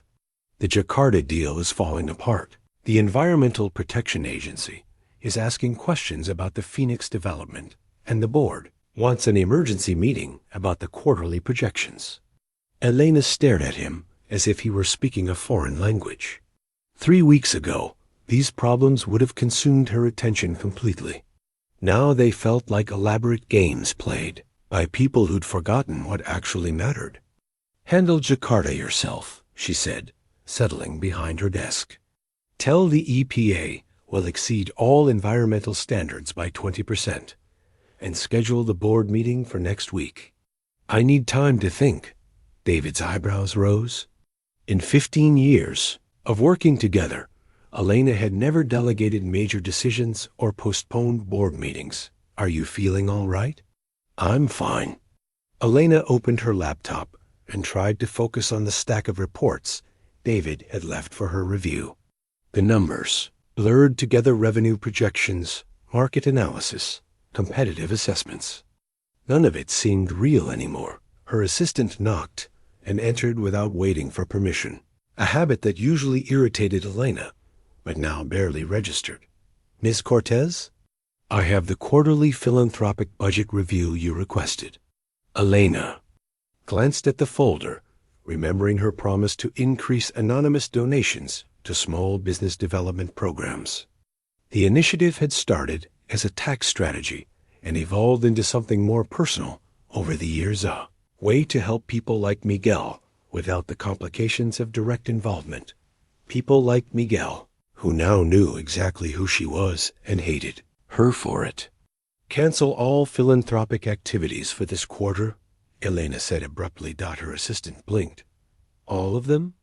Even the education grants? All of them. Elena closed the folder without reading it. And I want a meeting with our PR team this afternoon. After her staff left, Elena sat alone in her office and tried to summon the focused intensity that had built her empire. Instead, she found herself thinking about Miguel's hands, calloused and gentle, equally capable of rebuilding an engine or tucking her hair behind her ear. She thought about his small kitchen where they cooked dinner together, the easy laughter that had filled his house during their evenings together. She thought about the look on his face when he'd accused her of collecting charity cases, and how the accusation had hurt because part of it felt true. Elena had learned early that money solved most problems, but it also created new ones. People wanted things from her: funding, connections, opportunities. Even her romantic relationships had eventually devolved into negotiations about what she could provide versus what she might receive in return. Miguel had been different. He'd wanted nothing from her except her company, her laughter, her presence beside him as he worked. For 3 weeks, she'd experienced the intoxicating freedom of being valued for herself instead of her balance sheet. Now that was gone, destroyed by her own cowardice and Miguel's wounded pride. Alana's phone buzzed with a text from an unknown number. She almost ignored it, then recognized the New Mexico area code. Miguel's friend Frank here.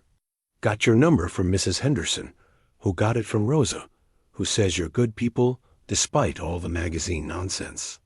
Miguel's been sitting in his shop for 3 days refusing food and company. Thought you should know.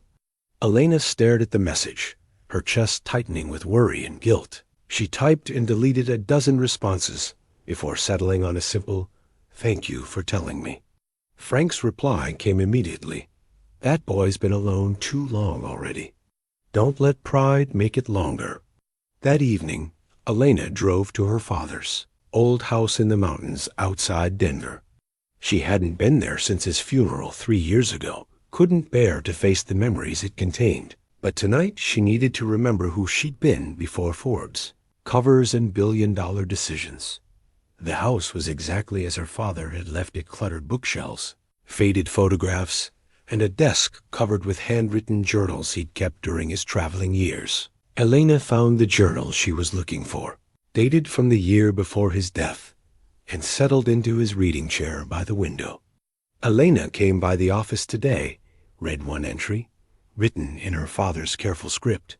She's built something remarkable with the business, but I worry she's building walls around herself in the process. Success can be another kind of prison if you're not careful. Elena turned the page, her father's words feeling like a conversation across time. I asked her when she'd last taken a real vacation, not a business trip disguised as leisure, but actual time away from everything. She couldn't remember. I told her about my Route 66 trips, how getting lost sometimes helped me find myself. She laughed, but I could see the longing in her eyes. My daughter has forgotten how to be happy. The next entry was dated a week later. Elena thinks she needs to prove herself worthy of the business by sacrificing everything else. I wish I could make her understand that the business was only ever supposed to support life, not replace it. Money is a tool, not a purpose. Love is what gives life meaning. Elena closed the journal, tears streaming down her face. Her father had seen what she was becoming long before she'd recognized it herself: successful, but isolated, wealthy, but emotionally bankrupt.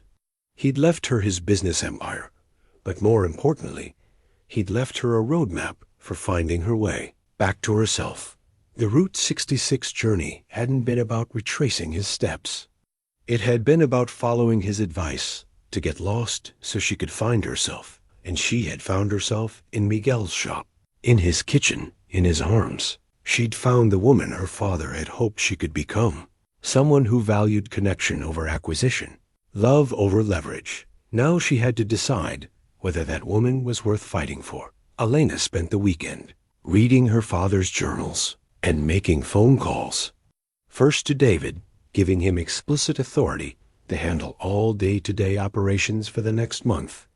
Then to her personal lawyer, asking him to draft documents she'd never thought she'd need. Finally, to a private investigator she'd used for sensitive business matters. "I need you to research someone," she told him. Miguel Alvarez, Esperanza, New Mexico. "I want to know everything: financial situation, business prospects, personal history. But I want it done quietly and respectfully. This isn't about finding leverage. It's about understanding how to help without causing harm." "Understood, Miss Cortez. How soon do you need this information?" "Yesterday." By Monday morning, Elena had a complete picture of Miguel's situation.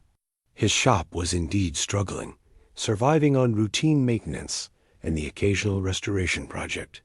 He'd mortgaged everything to pay for Maria's medical treatment, then taken additional loans too. Keep Gabe in school.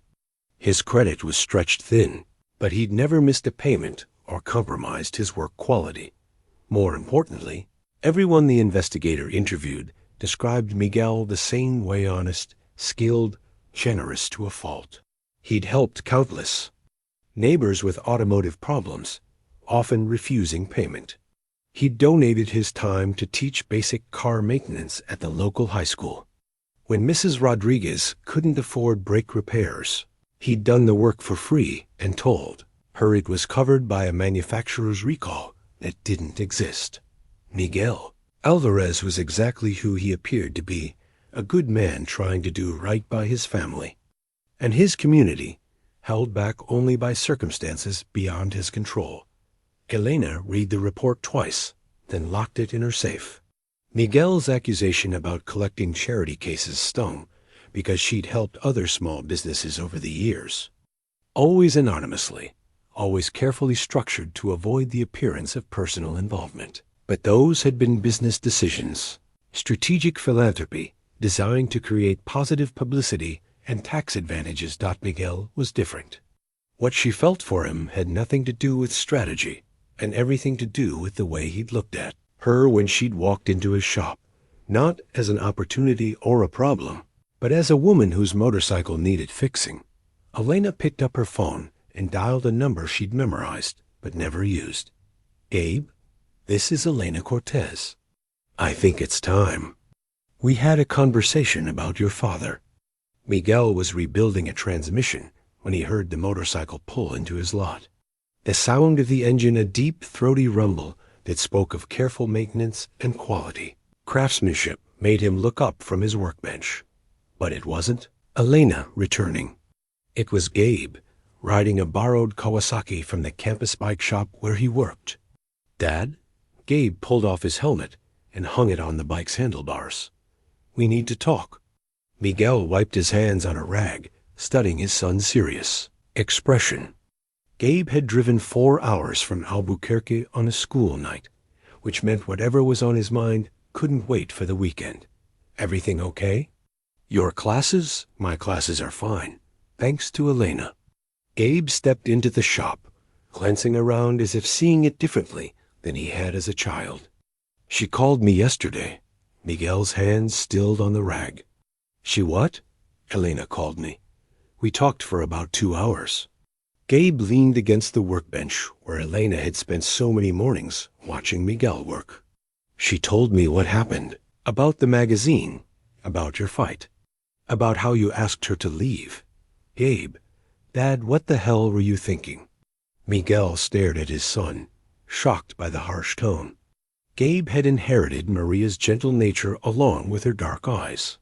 He rarely raised his voice about anything. "You wouldn't understand. I understand that a woman who cares about you tried to help our family, and you threw it back in her face because your pride got hurt." Gabe's voice was steady but angry. "I understand that you found someone who makes you happy for the first time since Mom died, and you pushed her away because she had the audacity to have money. It's not about the money, isn't it? Gabe pulled out his phone and showed Miguel a news article. This came out yesterday. Billion-dollar heiress Elena Cortez announces indefinite leave from corporate responsibilities. Want to guess why? Miguel read the headline, but couldn't focus on the article. I don't know what you want me to say. I want you to say you're sorry. I want you to admit you made a mistake. Gabe pocketed his phone and moved closer to his father. Dad, Elena saved my college career. But more than that, she saved you. Saved me from what? From disappearing into this shop and never coming out again. Gabe gestured around the workspace that had become Miguel's refuge. When's the last time you had dinner with friends? When's the last time you went anywhere that wasn't work-related? When's the last time you seemed happy about anything? Miguel started to answer, then realized he couldn't. The truth was that Elena's 3-week presence had transformed his life in ways he was only now beginning to understand. She'd reminded him what it felt like to anticipate coming home, to share stories over dinner, to plan for a future that included more than just survival. It doesn't matter now, Miguel said quietly. She's gone because you told her to go, because you decided her money was more important than her feelings. Gabe, you don't understand the complexity. I understand that she cried when she called me yesterday. Gabe's voice broke slightly. I understand that she wanted to make sure I knew the tuition payment came from her personally, not from some corporate charity fund. She wanted to be sure I could keep the money, even though you two weren't together anymore. Miguel felt something crack in his chest. She said that? She said she'd made a promise to help me finish school, and your relationship. Problems didn't change that promise. Gabe pulled a folded paper from his jacket pocket. She also asked me to give you this. Miguel unfolded the paper and recognized Elena's handwriting immediately.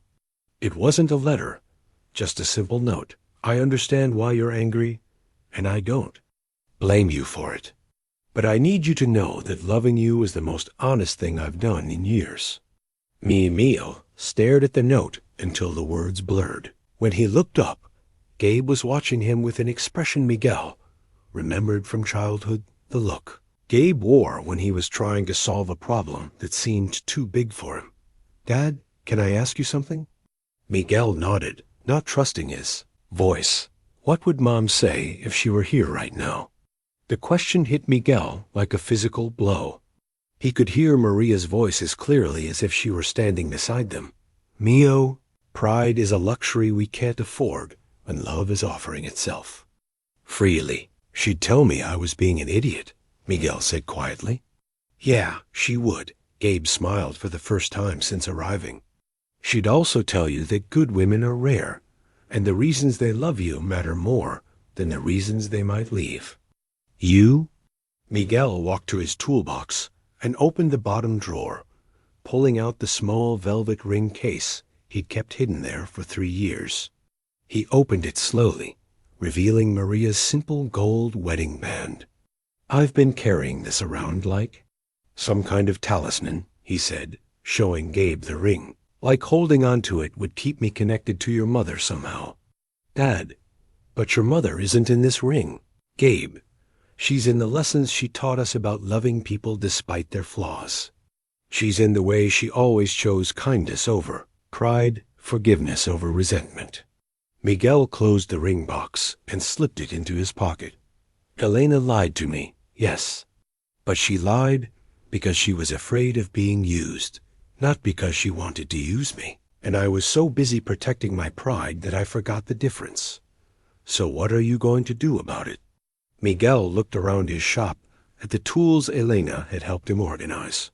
The photo of his family she'd admired, the workbench where she'd sat and listened to his stories. For 3 weeks, this space had felt alive with possibility. Now it felt like a tomb. I'm going to close the shop early today, Miguel said, reaching for his keys. And then I'm going to drive to Denver and apologize to the woman I love. Gabe's smile was radiant. Want some company? I thought you had classes tomorrow. I do, but some things are more important than mechanical engineering. Gabe paused, his expression growing serious. Besides, Elena asked me to look after you. Sighed you had a tendency to be too hard on yourself. Miguel felt his throat tighten with emotion. Even in her hurt and anger, Elena had been thinking about his well-being. She said that? She said a lot of things. But mostly she said she hoped you'd find someone who deserved you someday, even if it wasn't her. Miguel pulled his truck keys from his pocket, his hand steady for the first time in days. Well then, I guess I better go tell her she's wrong about that last part. The Cortez International Building in downtown Denver was everything Miguel had expected and nothing he was prepared for. 60 stories of gleaming steel and glass that seemed to pierce the Colorado sky like an exclamation point. The lobby alone was larger than his entire shop, filled with marble that probably cost more per square foot than Miguel made in a month. "Can I help you?" The receptionist's smile was polite, but cool, her gaze taking in Miguel's clean jeans and work boots with obvious skepticism. "I'm here to see Elena Cortez," Miguel said, trying to project more confidence than he felt. "Do you have an appointment?" "No, but I'm sorry, but Miss Cortez doesn't accept unscheduled meetings. If you'd like to leave your contact information, I can have her assistant call you to arrange. Tell her Miguel Alvarez is here." The receptionist's fingers paused over her keyboard. "The mechanic from New Mexico?" Miguel blinked, surprised. "You know who I am?" "Everyone in the building knows who you are, sir." Her smile became genuinely warm. "Miss Cortez has been well. She's been different since she returned from her leave. We were all hoping you might show up eventually." 5 minutes later, Miguel found himself in an elevator that climbed so smoothly he could barely feel the motion. The doors opened on the 52nd floor, revealing a reception area that managed to be both elegant and welcoming. Elena's assistant, a woman in her 30s with kind eyes and a knowing smile, was waiting for him. "Mr. Alvarez, I'm Sarah." "Chun. Ellen has told me so much about you." She extended her hand, and Miguel noticed her grip was firm, direct. "She's in her office, but I should warn you, she's been in quite a state since she returned." "What kind of state?" "The kind where she stares out the window instead of reading reports, and asks me to cancel meetings so she can think about more important matters." Sarah led him down a hallway lined with photographs of Cortez properties from around the world. Yesterday, she approved a proposal to fund a motorcycle restoration program for veterans without even reading the details. She just said it sounded like something Miguel would support. Miguel's chest tightened. She did. That, among other things. She's also been making very unusual personnel decisions and talking about restructuring her priorities. The board is concerned. They stopped at a set of double doors made from what looked like genuine mahogany. Sarah knocked once, then opened the door without waiting for a response. "Elena? There's someone here to see you." Elena was standing at the floor-to-ceiling windows that formed one wall of her office, her back to the door. She wore a simple black dress, and her hair was pulled back in the style Miguel remembered from their mornings together. When she turned around, her face was pale, and her eyes were red-rimmed, as if she hadn't been sleeping well. "Miguel?" She stared at him, as if he might be a hallucination. "What are you doing here?" "I came to apologize," Miguel said, acutely aware of Sarah closing the door behind him and leaving them alone. "And to ask if you might be willing to hear me out." Elena sank into the chair behind her desk, her composure cracking. "You drove all the way to Denver to apologize?" "Gabe drove with me. He's downstairs charming your security guards and probably learning more about corporate finance than his business classes ever taught him." Despite everything, Elena smiled. "He's a good kid. He gets that from his mother. The wisdom to see past pride to what actually matters." Miguel moved closer to her desk, noting the framed photo of her father that sat beside her computer. "Elena, I was wrong. About everything? Miguel, let me finish, please. Miguel pulled out the custom tool he'd used to rebuild her scouts. Engine of precision instrument he'd machined himself years ago. He set it on Elena's desk between them. I made this when I first opened the shop. It's designed for one specific job, rebuilding Indian Scout carburetors. I've never needed another tool like it, and I've never made another one. Elena picked up the tool, running her fingers along its clean lines. It's beautiful. It's also completely worthless to anyone who doesn't work on vintage Indians. Too specialized, too limited. But for the job it was made for, it's perfect. Elena looked up at him, understanding beginning to dawn in her eyes. I thought your money made you the wrong tool for my life, Miguel continued. Too specialized, too complicated. I was afraid that accepting your help would mean losing myself somehow, but I was wrong. Miguel, I'm not finished. Miguel moved around the desk until he was standing beside her chair. I've spent 3 years being afraid to want anything I couldn't provide for myself. I convinced myself that being alone was the same as being strong. But strength isn't about refusing help. It's about accepting it gracefully and offering it generously. Elena stood up, facing him directly. What are you saying? I'm saying I love you, not despite your money, not because of it, but regardless of it. Miguel cupped her face in his hands, his thumbs tracing the tear tracks on her cheeks. I love the way you organized my chaos without making me feel ashamed of it. I love how you listened to my stories about Maria without trying to compete with her memory. I love that you paid for Gabe's education and then worried about preserving my dignity. Miguel, I love that you're brilliant enough to run a billion-dollar empire and generous enough to care about one mechanic's dreams. I love that you're strong enough to walk away from everything you built because you were brave enough to admit it wasn't making you happy. Elena's tears were flowing freely now. I love you too, but I still don't know how to make this work. Our worlds are so different. Then we'll build a new world together. Miguel reached into his pocket and pulled out a folded set of papers. I had my lawyer draw these up yesterday. It's a business proposal. Elena unfolded the papers, her expression growing confused as she read. Partnership agreement for Alvarez and Cortez custom motorcycles? 50-50 ownership. You provide capital and business expertise. I provide craftsmanship and operational management. Equal partners in everything. Elena stared at the papers, then at Miguel. You want me to be your business partner? I want you to be my everything partner. Business, personal, life, all of it. Miguel took her hands in his. Elena, I don't want your charity, and I don't want to be your project. But I do want to build something beautiful with you. Something that honors both of our strengths. Elena was quiet for a long moment, studying the partnership agreement. This is legally binding? Every word. Equal decision-making authority? Complete. And if our personal relationship doesn't work out? Miguel's jaw tightened. Then we'll be two people who care about each other, running a business together. But Elena, I'm not planning on our personal relationship not working out. Elena set the papers aside and moved closer to Miguel, her hands resting on his chest. What about the press? The publicity?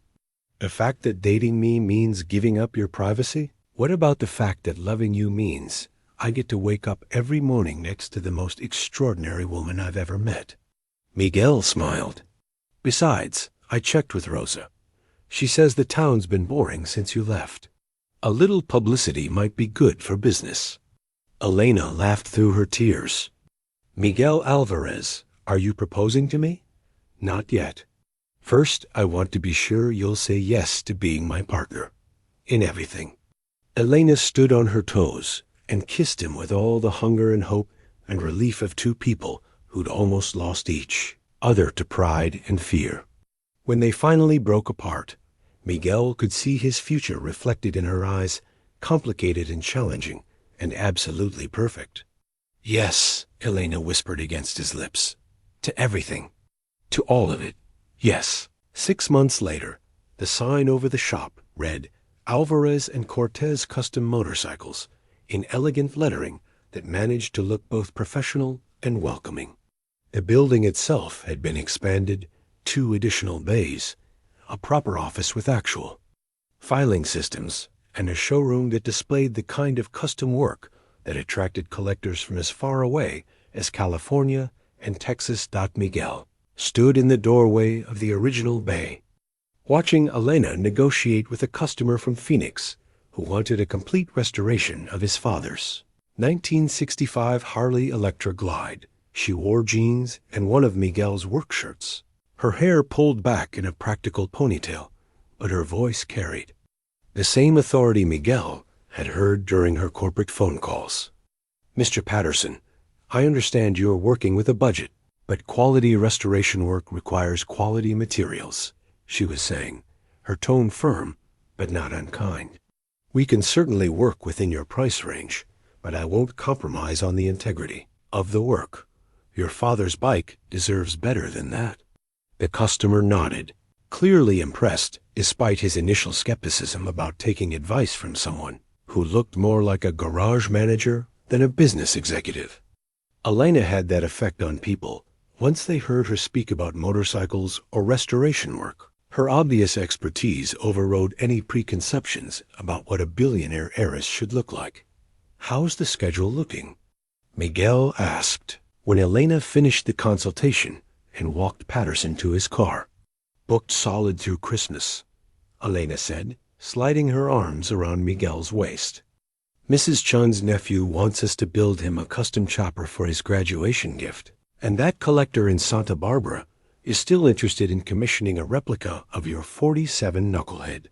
Our 47 Knucklehead, Miguel corrected gently. Elena smiled. Our 47 Knucklehead. Though I still think you should take lead on the fabrication work. You're the artist in this partnership, and you're the one who makes sure we get paid enough to keep making art. They'd found their rhythm over the past 6 months, each bringing complementary skills to their shared enterprise. Elena handled customer relations, business development, and the administrative complexities Miguel had always struggled with. Miguel focused on the actual restoration work, training the 2 apprentices they'd hired, and developing the custom designs that were already gaining recognition in motorcycle circles. More importantly, they'd learned how to blend their different worlds without losing themselves in the process. Elena had stepped back from day-to-day operations of Cortez International, retaining controlling interest but delegating most responsibilities to David and his management team. She maintained a small office in the back of the motorcycle shop, where she handled conference calls and reviewed quarterly reports. But her primary focus had shifted to building something new with Miguel. The transition hadn't been without challenges. The first newspaper story about their relationship had brought unwanted attention to Esperanza, with photographers camping outside the shop and reporters pestering Miguel's neighbors for quotes about the romance between the heiress and the mechanic. But the novelty had faded quickly when it became clear that Elena and Miguel were more interested in building motorcycles than providing tabloid fodder. Miguel, Gabe's voice called from the office, where he was spending his spring break helping with the books and learning Elena's computerized inventory system. Dad, you need to see this. Miguel and Elena found Gabe staring at his laptop screen, his expression somewhere between excitement and disbelief. What is it, Mio? Cycle World wants to do a feature story on the shop. Not about Elena being rich or you guys being together, about the actual work. They want to profile the Knucklehead replica and interview you about traditional restoration techniques. Elena squeezed Miguel's hand. That's wonderful news. It gets better, Gabe continued, scrolling through the email. They're calling the shop a perfect example of how artisanal craftsmanship and modern business practices can create something greater than the sum of their parts. Miguel felt a familiar surge of pride, the same satisfaction he'd experienced when he'd first heard Elena's scout engine purr back to life. But this was different, bigger. This was recognition, not just for his individual skill, but for what he and Elena had built together. "We should celebrate," Elena said. "Rose has been asking when we're going to have that official grand reopening party." "About that," Miguel said, pulling a small velvet box from his pocket. "I was thinking maybe we could combine celebrations." Elena stared at the box, her eyes widening. "Miguel, I know we said we'd take things slow. I know there are still complications to work through. But Elena, I want to marry you. I want to wake up every morning knowing we're building this life together, not just trying it out temporarily." Elena opened the box to reveal a simple diamond solitaire, elegant but not ostentatious. The kind of ring that would look right on a woman who worked with her hands. Miguel had chosen it carefully, wanting something that honored both Elena's sophisticated taste and their shared commitment to substance over flash. "It's perfect," Elena whispered, tears starting to flow. "But Miguel, are you sure? Being married to me means... being married to you means I get to love you officially instead of just hopefully." Miguel took the ring from the box and slipped it onto Elena's finger. "Everything else we'll figure out as we go." Elena threw her arms around Miguel's neck, laughing and crying at the same time. "Yes, obviously yes. How could I say anything else?" Gabe whooped from behind his laptop and immediately started planning. "We should have the wedding here at the shop. Mom would have loved that, all the people who matter most, surrounded by the work you love." Miguel looked around the expanded shop at the custom bikes in various stages of restoration, the tools arranged with Elena's systematic precision, the photos of completed projects covering one wall like a gallery of their shared accomplishments. Maria's picture was there too, in a place of honor beside Miguel's workbench, but it no longer represented the past he couldn't let go of. Now it was part of the foundation he and Elena were building their future on. "Your mother would have loved..." "Elena," Miguel said, his voice thick with emotion. "She would have said Elena has good hands for important work." That evening, they closed the shop early and drove to the overlook where they'd shared so many conversations during Elena's first weeks in Esperanza. The desert stretched endlessly before them, painted gold and crimson by the setting sun. "Any regrets?" Miguel asked, watching Elena study her engagement ring in the fading light. "About which part? Falling in love with a man I met by accident? Giving up corporate life to rebuild motorcycles in a town most people have never heard of? Agreeing to marry someone who thinks a perfect date involves rebuilding carburetors together? Any of it. All of it." Elena leaned against Miguel's shoulder, her hand finding his with the easy familiarity of two people who'd learned to move as one unit. "Miguel, 3 years ago, I thought success meant having enough money to solve any problem and enough power to control any situation. I thought love was a luxury I couldn't afford because it made me vulnerable. And now? Now I know that real success is finding someone who sees your flaws and chooses to love you anyway. Someone who makes you better, not by fixing what's wrong with you, but by believing in what's right with you." Miguel kissed the top of Elena's head, breathing in the scent of her shampoo, mixed with the motor oil that seemed to cling to both of them these days. "I love you, Elena Cortez. I love you too, Miguel Alvarez. And I can't wait to see what we build next." Below them, the lights of Esperanza began to twinkle in the gathering darkness, a small town that had become home to an extraordinary love story. And in the distance, Route 66 stretched toward the horizon, still carrying travelers toward whatever dreams awaited them down the road.